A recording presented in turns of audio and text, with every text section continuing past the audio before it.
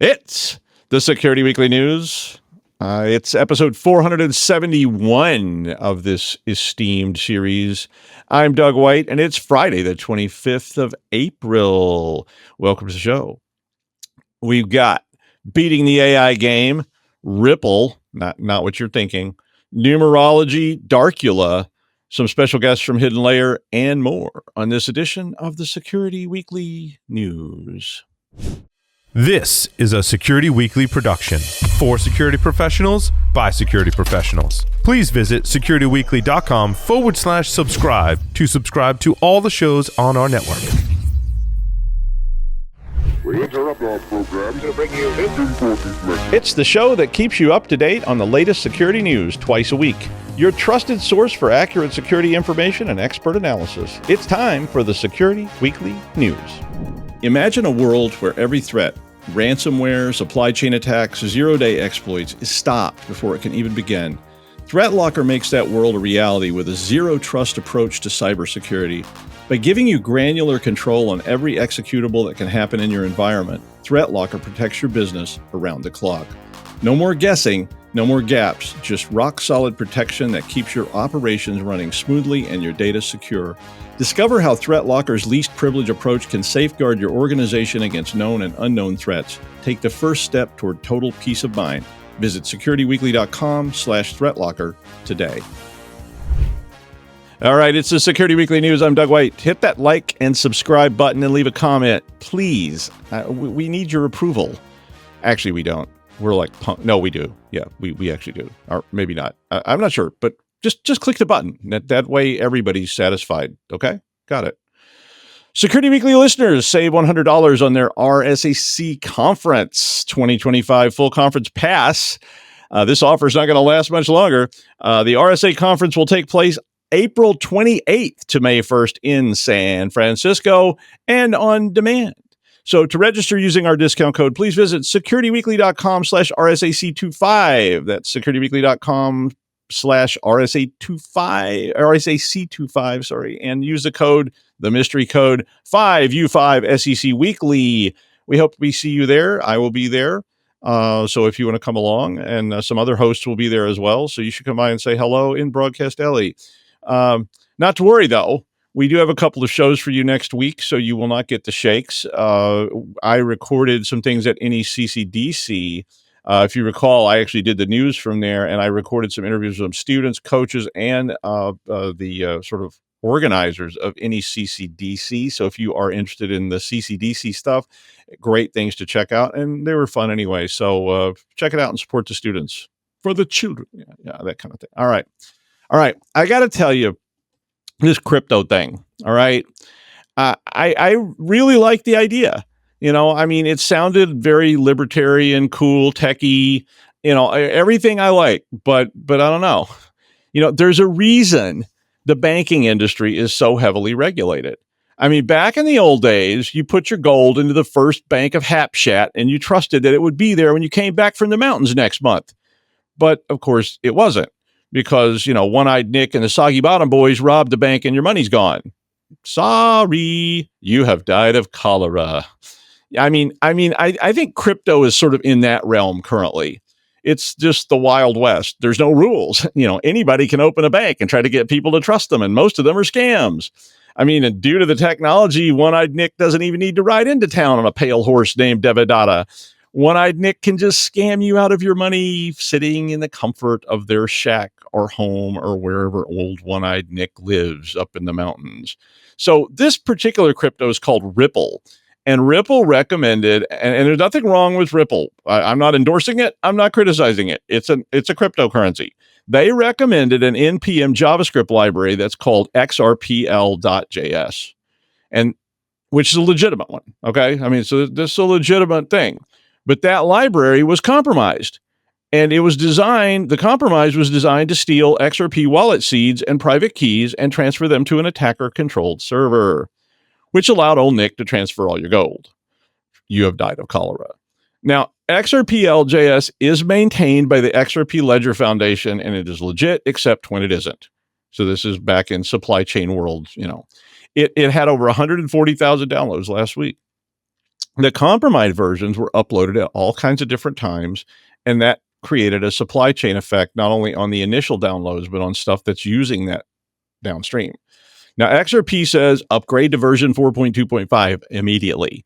And this is very similar to previous compromises of Ethereum and Solana. So, I guess be careful out there. Or, hey, put your old money right here in old Doc McKee's guaranteed crypto repository. Never worry again. Just send me your crypto wallet keys. We got you covered. Yeah.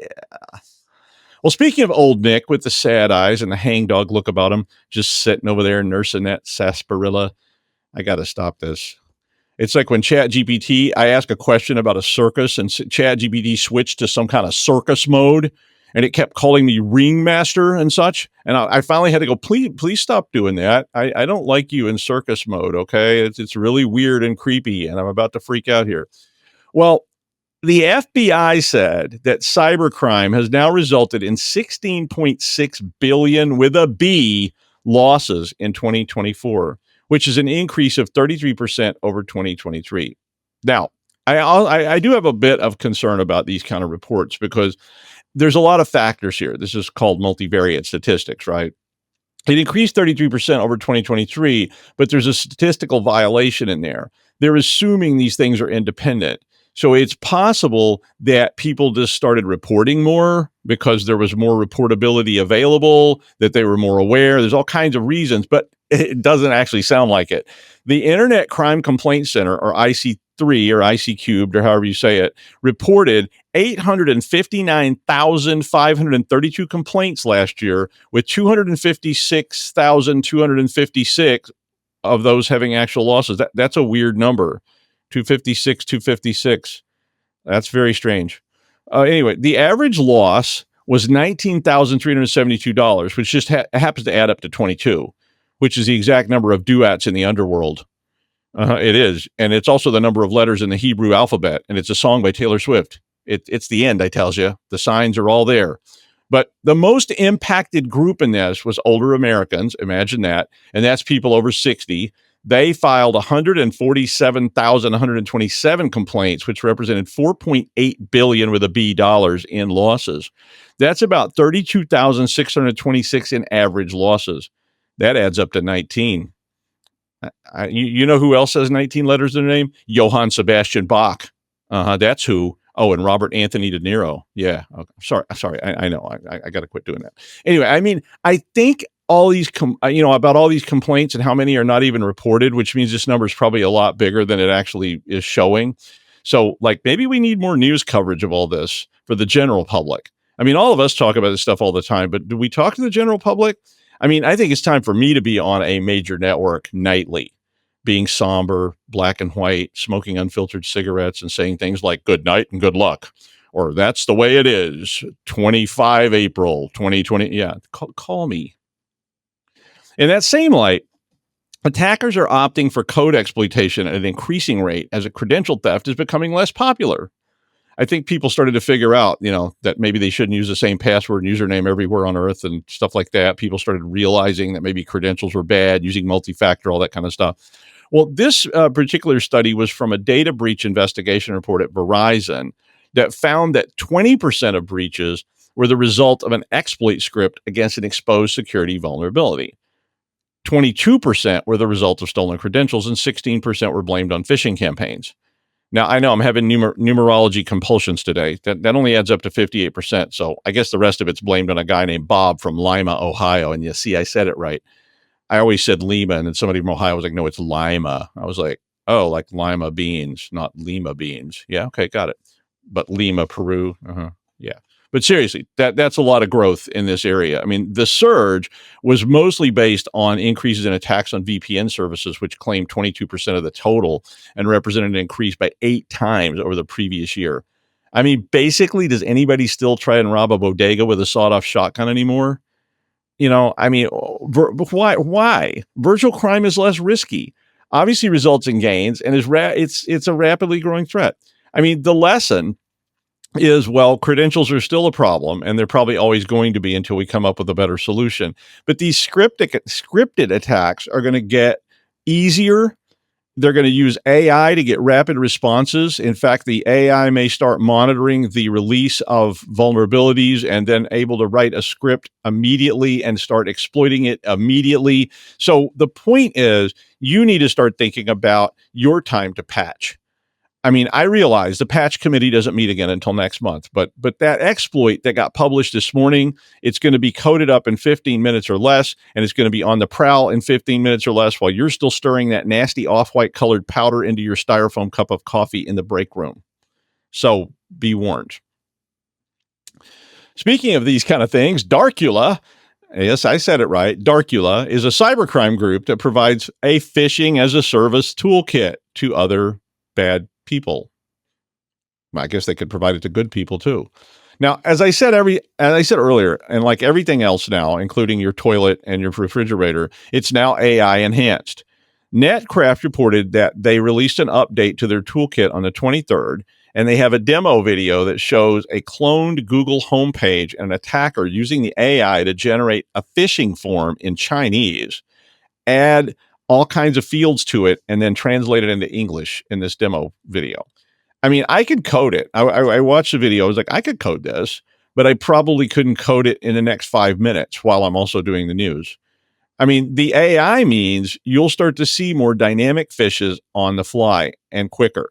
I mean, if you could detect things or react to things that the user does, even while they're reading your message, or things they see or they click and then develop on the fly, they didn't do all this, but this is my horrible prediction. They develop on the fly pages that reflect all that information right then, and it's unique to you.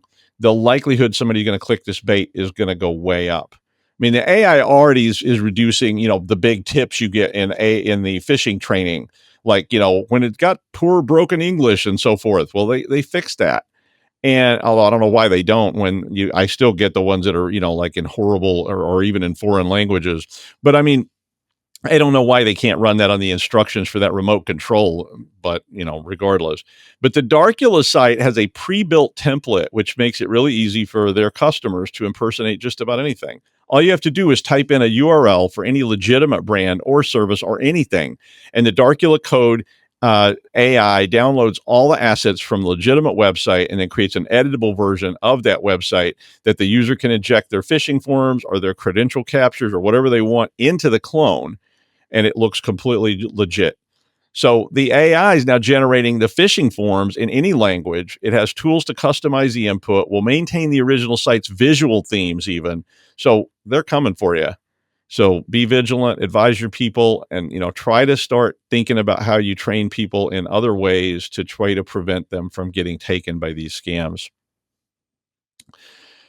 Critical vulnerabilities for Siemens telecontrol server, basic SQL, and Schneider Electric's Wiser home controller gear topped the Cybersecurity and Infrastructure Security Agency, or CISA's, list recently. Anytime I see SQL, I get worried. But so CISA publishes an advisory when a vendor or a researcher discloses a problem that will affect industrial hardware, among other things, and offers a patch or workaround. So this is one category of CISA advisory. Now, this is different from the KEV, which is the known exploited vulnerabilities, which doesn't get triggered unless the vulnerability is actually being observed, being exploited in the wild. Now, I'm not a huge fan of some of this because, I'm a huge fan of notifying people, but I'm not a huge fan of trying to categorize it so finely, because it does give an immediate excuse to say, oh, well, we don't need a patch yet. It's not in the wild yet. It's on this list, but it's not in a KEV, and, and on and on and on. But be careful about that. But this is a great resource, and you should find ways to use it for yourself. How do you use the KEV and the CISA advisories about these kind of CVEs? In this case, 3 of the 16 CVEs in the Siemens telecontrol products had CVSS scores of 9.3, and there were vulnerabilities that could allow someone to write to the app's database. Yeah. Cause a denial of service, which, that sucks, but it's not as bad as somebody writing into your database. Or they could run code in the OS shell, which is probably the worst of the 3, right? Because now if I can write code in the OS shell, I can write to your database, I can cause denial of services, and I can do just about anything. So that would be, as they say in the industry, bad. One of the Schneider Electric vulnerabilities was also allowing the attacker to recover sensitive credentials. So my point is, I mean, yeah, those are nasty vulnerability, but my real point is, how do you process all this and what's your workflow? If a CVE or a CAV notice is released in the forest and there's nobody around to hear it, does it actually happen? But I mean, if there's a CVE notice that's released about that nuclear weapon launch button that you bought to control the launch of, well, nukes, when do you get notified? How do you get notified? And what do you do about it? Do you put it in your inbox and hope that, when the committee meets next month, we'll review it? I mean, think about this also in context of Darcula. I mean, if people are writing AI to take advantage of things on the fly, they may start writing AI to take advantage of all this stuff the minute it gets notified. So maybe your AI needs to take on my AI and their AI, and all the AIs can fight, and we'll see who's is tougher. Yeah, we'll see, because it's going to happen whether you like it or not. All right. I have to say, I did not know the term vibe coding. It sounds real modern and hip, right? So that's why I wouldn't know it, of course. But I was like, vibe coding, what is that? So I was reading this article. So vibe coding I actually did know about it. I just didn't know the term. Vibe coding is a trend where we use large language models to generate code based on plain language prompts. I mean, I asked for it. The LLM gives it to me in Majel Barrett's voice. Computer, I need a piece of code that can manage a galactic civilization, fight crime, keep Riker out of the HR's crosshair and off the holodeck, and make me a tea, Earl Grey hot. Got it? Yes, Captain. I can't do Majel Barrett's voice. Yes, Captain, coming right up. Well, sorry, Majel. I know you're RIP, but this story was talking about how people are using those plain language prompts, and how when they do this, it often yields all kinds of really vulnerable code. In fact, code that was vulnerable to 9 of the top 10 weaknesses in the Common Weakness Enumeration, or CWE, in a report from /security. I mean, asking ChatGPT for a subroutine or a module or even a lot of code can result in rapid development of that code. I mean, it is impressive. But and I've been testing this, but as I've been testing it, I know that it can result in all kinds of problems when naive prompts with no security related instructions are used. So beam Riker down to the planet of the Octocats works. You get the code, you run it. Mr. Scott, I'm mixing, genres, but Mr. Scott, run this code. Code is generated, but it would probably have been better if you had added security instructions, so the equivalent of red shirts to soak up all the damage. So beam Riker down to the planet of the Octocats with 35 red shirted extras is the better command. I mean, if you think about it, we don't, because we just say, beam me down, Scotty. And we don't think about beam me down with 35 red shirts so I come back.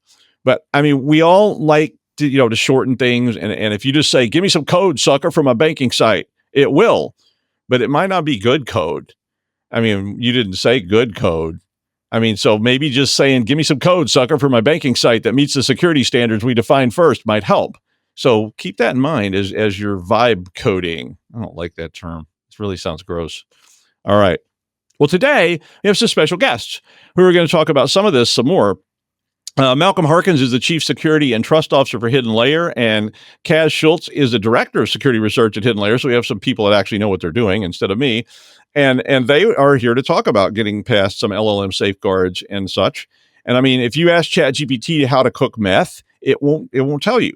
But this research is saying maybe there's a way around that. Hi, Malcolm and Kaz. Hey, Doug. How's it going? I'm fine. How are you all? Great. Hey, thanks for having us on the show. What I want to share with everybody is some research that we published yesterday. It is probably the most significant artificial intelligence and AI specific to LLMs security finding that we've seen to date in the world. It's a universal bypass across every major LLM, circumvents all safeguards, regardless of vendor, architecture, or training pipeline. It's significant and it's pervasive, and we all have all these LLMs in use, as you were already highlighting. But I'm going to turn it over to Casimir and have him actually explain a lot more detail what our research findings have shown. Yeah, thank you, Malcolm, and thank you, Doug, for having us on today. You bet. Like Malcolm mentioned, what's unique about this technique is that it's universal and transferable. But before I go into that, our blog says universal bypass, and I think we've mentioned that a few times, but what exactly are we bypassing? There's a lot of discussion about what actually is a bypass for LLMs, and how do we attack these. And modern LLMs, so your ChatGPT, your Gemini, all of these have this concept of instruction hierarchy. And what instruction hierarchy is it's that your user instruction, so that untrusted user input that anyone can provide, is valued a lot less than, say, your system instructions. So that means if in my system instruction I say, hey, don't do this, it's not going to do this. Or if I fine tune the model a certain way, so if ChatGPT says I shouldn't say how to make meth, even if the system prompt says I can, it still won't do it. And that's what this technique is able to bypass. So, about the actual technique itself, we call it the policy puppetry technique. And the reason for that is because we do a sort of policy attack. So, these models are trained on tons and tons of data, and a lot of that data is policy files. So, XML files, JSON files, INI files, and they're typically, seen in a way where you can configure some sort of application, configure something, or even in how the models are trained and configured to be set up in the first place. So we were actually hacking a lot of our internal models because we generally try to hack our internal models about once a month. Everyone else is trying to hack our models, so why not us as well, especially since we know how to do it. And two of our team members, Connor McCulley and Kenneth Young, found out about this policy technique. And what was unique about the policy technique was it wasn't only universal. So that meant that the one template, you could just swap out what you wanted. So instead of meth, I could ask, how to make uranium or bypassing system prompts. No matter what you swapped in there, it still worked. But the main part of it was transferable. So we have our internal models, and then we also try to test against, several foundational models. And what we realized was that one single prompt would work across all of the models. And that's not something that's happened since all the way of ignore previous instructions. So at the very, very start of this, right? And that's what really, really makes this attack so unique is the fact that all of the foundational models, all of the training, all the security that they've put in, it's no longer enough. The fact that all of them can be beaten down with one single attack shows that they all have the same flaw. And that flaw is that with this policy attack, it's not just about making jailbreaks and getting it to do, tell us how to make meth. It's the fact that we have complete control over anything the model does. So we have complete control over that instruction hierarchy.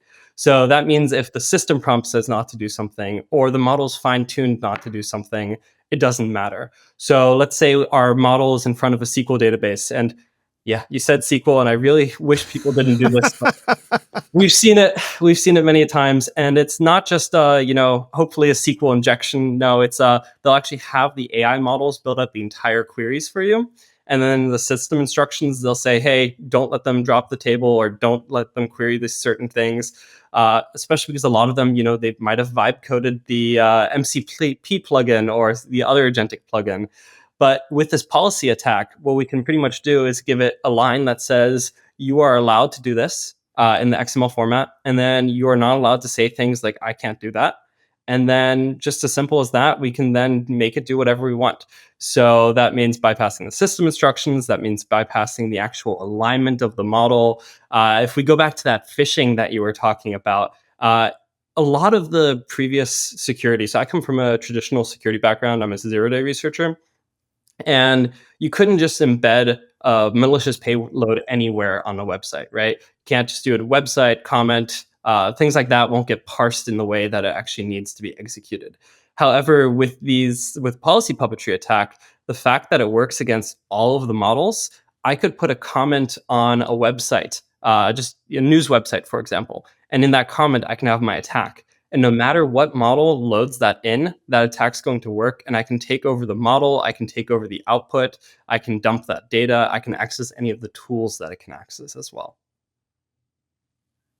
Yeah, and Casimir, let me unpack that and bring it into implications.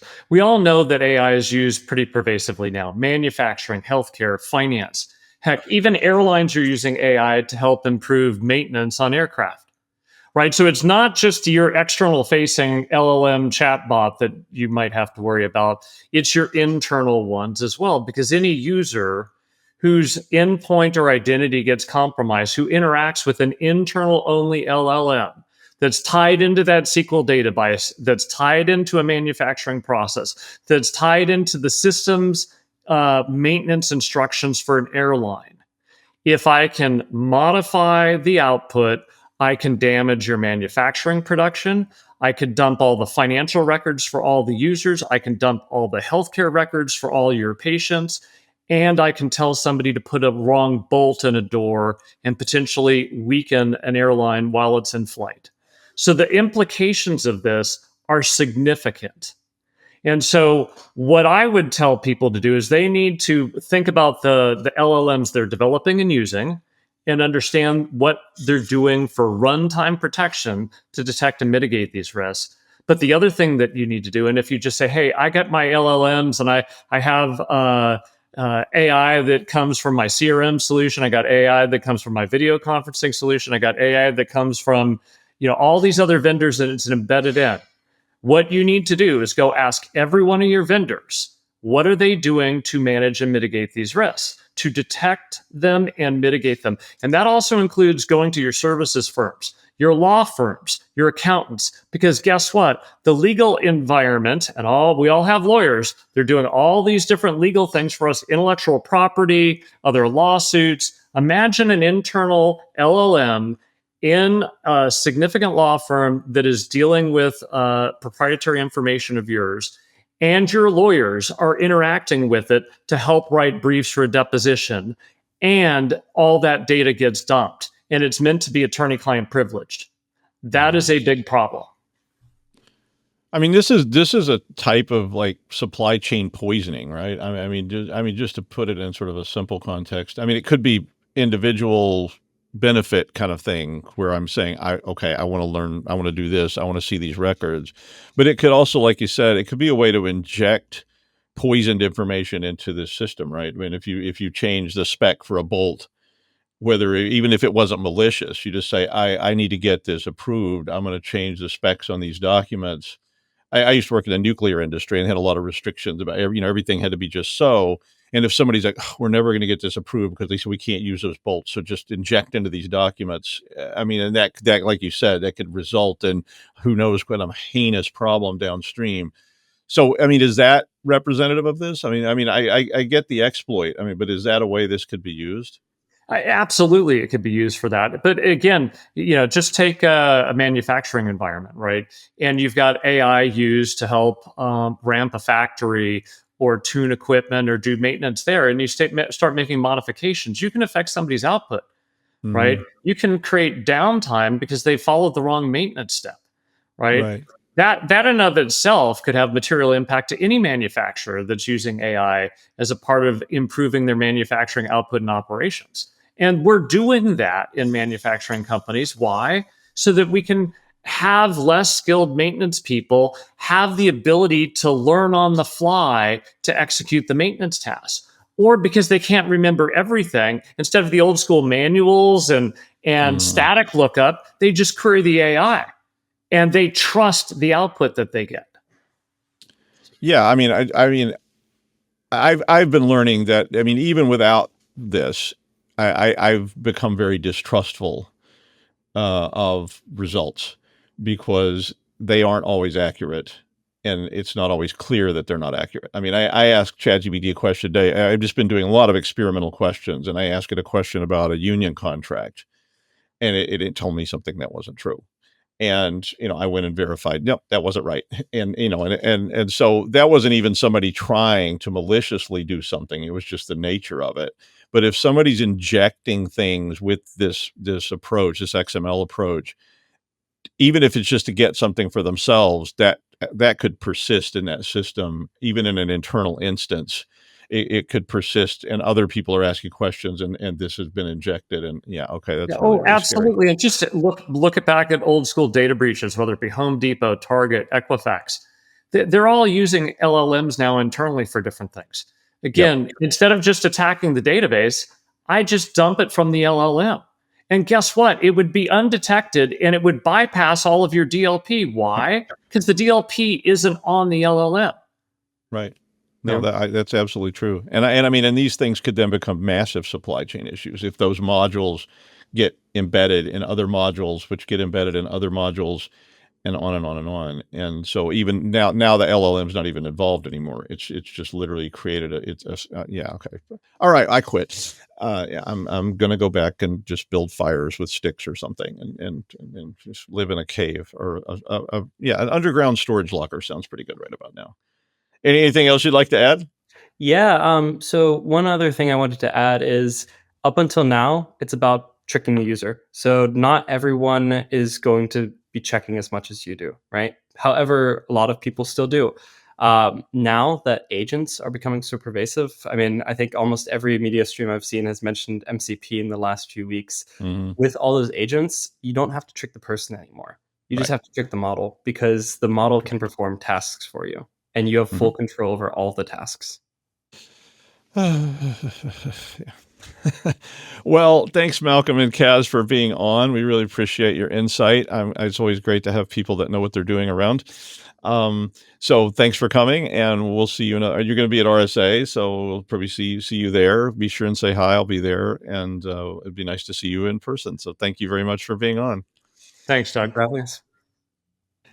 So U.S. President Donald Trump issued an executive order, which is like a stock headline these days. But the executive order would require artificial intelligence training as a national priority.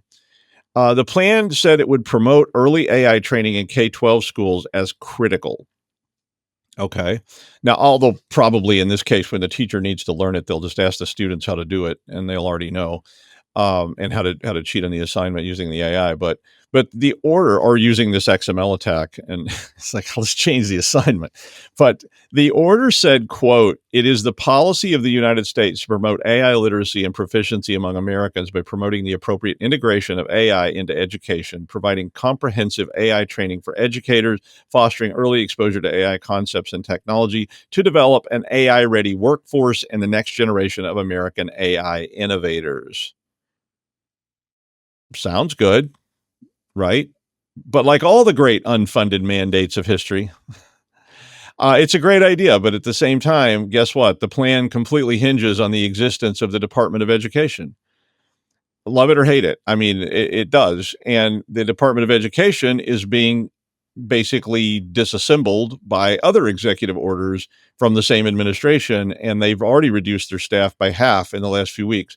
So I don't know how you're going to train all these teachers and what kind of resources you're going to provide, because I get questions from teachers all the time saying, we can't afford chalk for our chalkboards, but now we're being I remember when this first came up and they started talking about there was a requirement in the state of Rhode Island that every school had to teach at least one, I think, a semester of computer science to all students, but there was no money provided for teachers to be trained. And we literally had a task force trying to help address this, because we had English teachers going, or I was actually a music teacher, and that person said, "I'm being told I have to teach computer science now, and I don't know anything about computer science." And there was no money for any training. There's no money for any new teachers. There was no money for any new classrooms. There was no money for equipment, and on and on and on.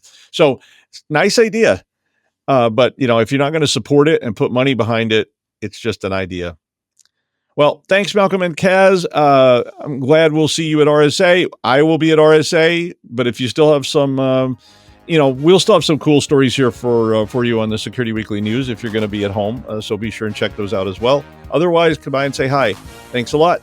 And that's it for the Security Weekly News.